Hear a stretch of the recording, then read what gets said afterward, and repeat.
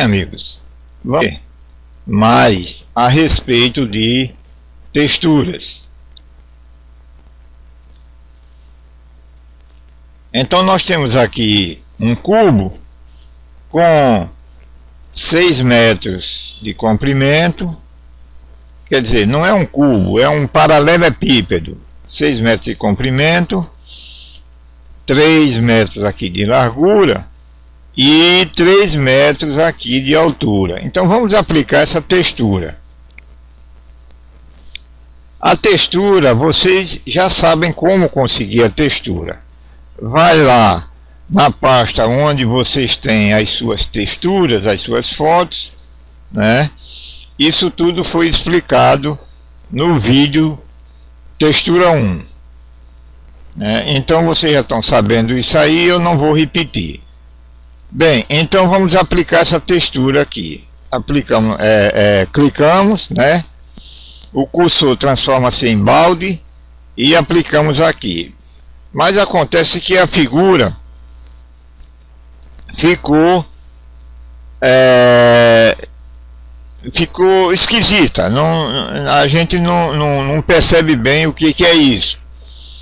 É diferente da textura que nós aplicamos.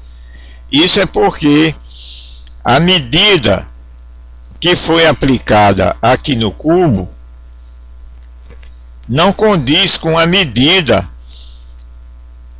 que foi confeccionada a textura. Então vamos lá na edição, né?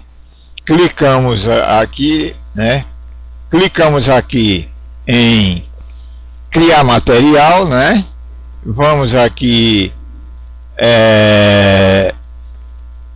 na parte de edição de material, e aqui é onde tem, veja que a textura está com 10 centímetros de largura por 7 centímetros de altura.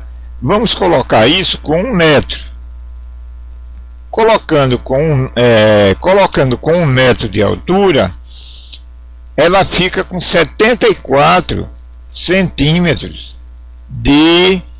Colocamos com 1 metro de largura, ela fica com 74 centímetros de altura. Então clicamos aqui em OK e aplicamos, e veja que já há uma diferença. Como o cubo tem 6 metros de comprimento, vejam que a textura, apareceram meia dúzia de texturas aqui no comprimento, né? Meia dúzia de texturas. Só que uma textura iniciou aqui e terminou lá no fim. Quer dizer, não houve sincronização, mas isso a gente resolve aqui no nosso trabalho, a gente resolve isso. Na altura, 74 centímetros, também dá mais de 3 texturas, mas a sobreposição das listras não permite que a gente veja a divisão. Bem, vamos colocar, vamos editar novamente. Vamos lá em criar material e vamos colocar aqui 2 metros de largura, e na altura vamos colocar 1 metro. Então quebramos aqui a corrente, 1, 2, seguramos e arrastamos para fora, e selecionamos aqui a altura e colocamos 1 metro. Então ficou uma textura de 2 por 1 metro. Clicamos em OK e vamos aplicar. Bem, ficaram, né, 3 texturas no comprimento.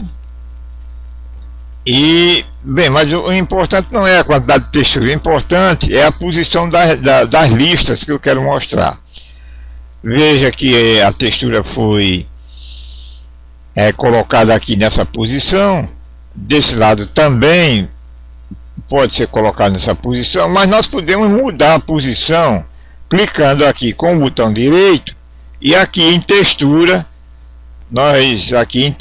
vamos até posição. Em posição nós clicamos e aparece aqui um subeditor com 4 alfinetes.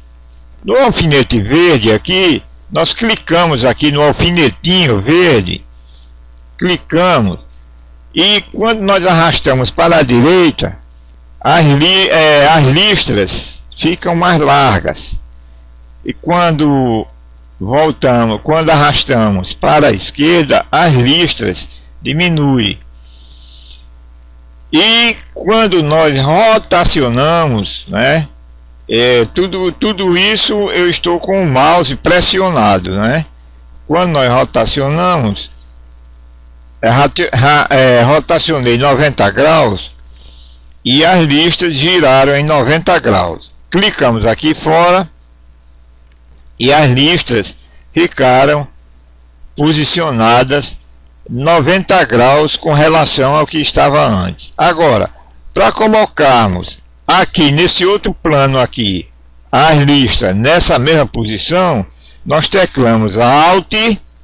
Quando teclamos Alt, o balde se transforma num conta-gotas. Nós clicamos aqui, aí soltamos tudo e clicamos aqui e aí está, né? Aí você clica aqui e você pode clicar aqui também, né? E veja que aqui no plano de cima ficou com a mesma direção desse plano. Agora, se nós fizermos uma figura mais ou menos desse tipo assim, vamos passar um traço aqui, passamos um traço aqui e vamos fazer um empurra-puxa.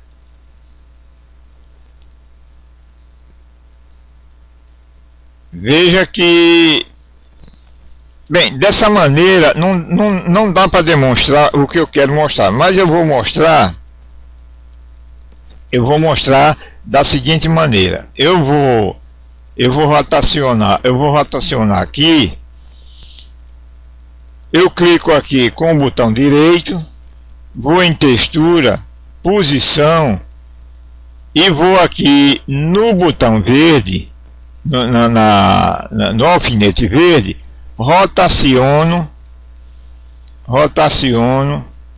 aproximadamente aqui uns 45 graus.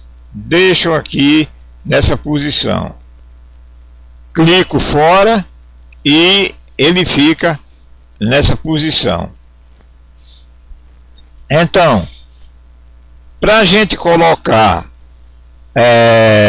as listras na mesma posição, na posição equivalente nos outros planos, clicamos com o botão, clicamos primeiro em Alt, né? Seguramos Alt, o balde se transforma num conta-gotas, você clica aqui com o conta-gotas, solta o Alt e vai aqui, clica aqui e veja que houve uma sincronia perfeita nas figuras, né? As figuras ficam perfeitamente sincronizadas. Agora, o que eu queria mostrar anteriormente era isso aqui. Eu passo um traço aqui,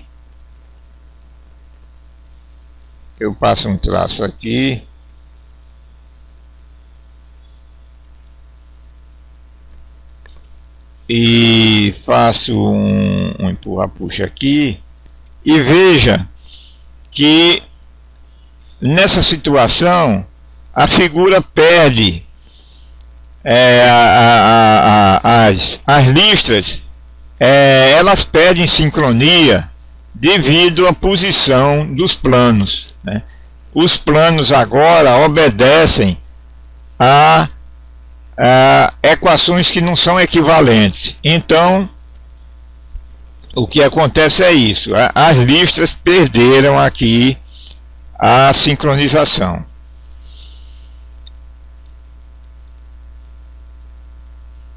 Bem, há uma outra coisa que eu queria mostrar para vocês, é com respeito a, se vocês estivessem trabalhando num ambiente e quisessem fazer a frente do ambiente aqui transparente, uma vidraça, por exemplo, vocês poderiam fazer o seguinte: vamos aqui em criar material, né? Clicamos aqui em criar material e aqui reduzimos a opacidade. reduzimos aqui a opacidade, vamos reduzir aqui, por exemplo, a 50%. 50%. Clicamos em OK. Vamos aqui, clicamos aqui, né? Vamos com o balde aqui e veja que houve opacidade aqui. O material ficou opaco aqui, embora a figura voltou, a posição das listras voltou ao original, né? Então você veja que ficou. Se quiser ficar mais translúcido ainda, é só diminuir a opacidade. Isso você pode fazer com qualquer textura. Você veja que aparece. Vamos diminuir a opacidade mais um pouquinho aqui.